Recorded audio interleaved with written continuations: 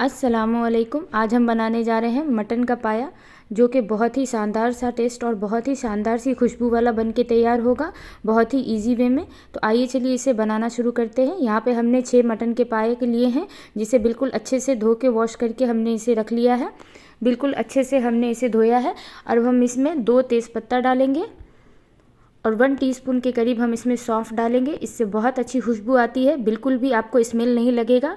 और अब हम इसमें कुछ खड़े मसाले डालेंगे, जिसमें 3 छोटी इलायची, 4 लौंग, 2 दालचीनी, 2 बड़ी इलायची और 1 टीस्पून के करीब हमने इसमें काली मिर्च डाली है। और 1 टीस्पून हम इसमें नमक डाल देंगे। और एक हमने यहाँ पे बड़े साइज़ का प्याज लिया था, इसे हमने चॉप कर लिया है, ये हम डाल देंगे। और इसमें हम थोड़ा सा पानी डालेंगे। पानी हम 1 कप के करीब डालेंगे, आप अपने अंदाज के हिसाब से डाल सकते हैं, ज़्यादा पानी नहीं डालना है हमें इसमें।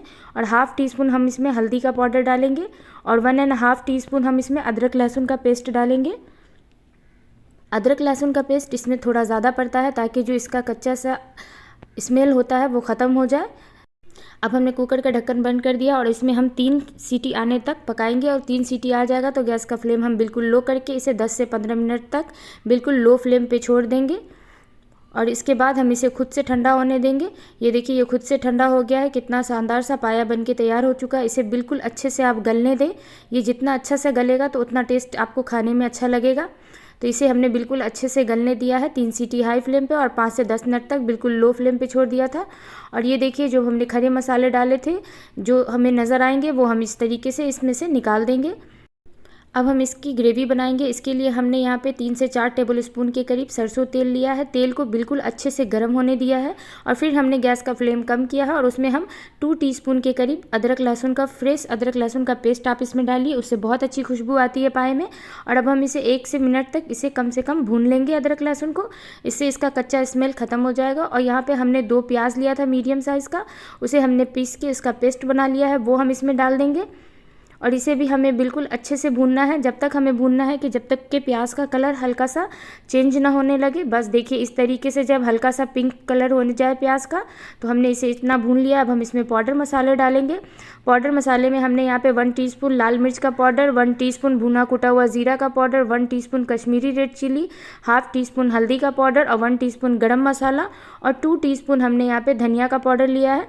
इन सब चीज़ को हम इसमें डाल देंगे और इसे भी हम 1 मिनट तक अच्छे से भून लेंगे। 1 मिनट तक तेल में अच्छे से मसाले को भूनने से कलर बहुत अच्छा आता है मसाले का। तो 1 मिनट तक कंटिन्यू हम इसे चलाते हुए भून लेंगे। ये देखिए, बिल्कुल अच्छे से हमने भून लिया है। अब हम इसमें पानी डाल देंगे। पानी हमने यहाँ पे आधा कप के करीब डालना है और मसाले को बिल्कुल अच्छे से पकने देना है। तो पानी हमने यहाँ पे डाल दिया है। अब हम इसे ढक देंगे और ढक के हम इसे पकने देंगे।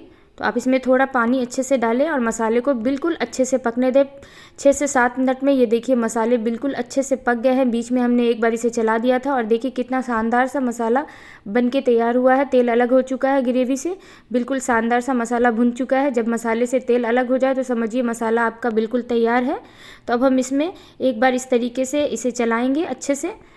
और उसके बाद हमने जो पाए को उबाल के रखा था, वो पाया हम इसमें डाल देंगे और इसे भी हम बिल्कुल अच्छे से मसाले के साथ भूनेंगे।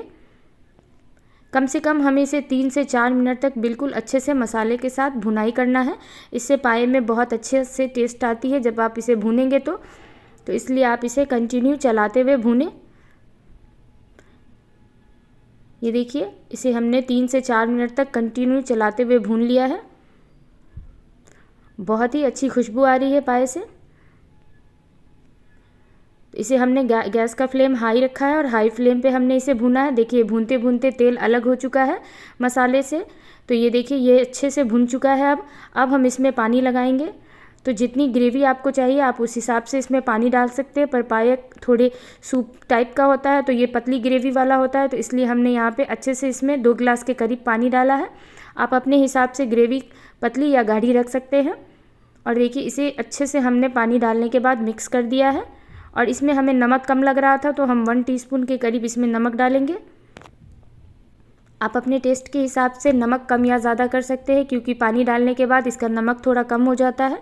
अब हम इसे ढक देंगे और ढक के इसे हाई फ्लेम पे 1 उबाल आने का वेट करेंगे। ये देखिए, 1 उबाल आ चुका है बहुत अच्छे से। अब हम गैस का फ्लेम बिल्कुल लो करेंगे और लो फ्लेम पे इसे ढक देंगे और ढक के हम इसे छोड़ देंगे 5 से 6 मिनट तक। ये देखिए इस तरीके से जब आप ढक्कन हल्का सा खोल के रखेंगे तो बहुत अच्छा सा रोगन जो इसका ग्रेवी में होता है वो एक ऊपर आ जाएगा। ये देखिए कितना शानदार सा ग्रेवी बन के तैयार हो चुका है। तेल और रोगन जो है वो एक साइड हो चुका है, तो बस ये अब तैयार हो चुका है। तो इसी तरीके से आप इसे बना सकते हैं, बहुत ही खाने में टेस्टी लगता है। और ग्रेवी भी देखिए बहुत ही शानदार सी बन के तैयार हुई है। तो इसी तरीके से आप बनाएं, बिल्कुल अच्छे से पाए को गलने दें, तभी इसमें टेस्ट आएगा। और ये देखिए अब हम इसके ऊपर थोड़ा सा चॉप किया हुआ धनिया पत्ता और थोड़ा सा हरी मिर्च डाल देंगे।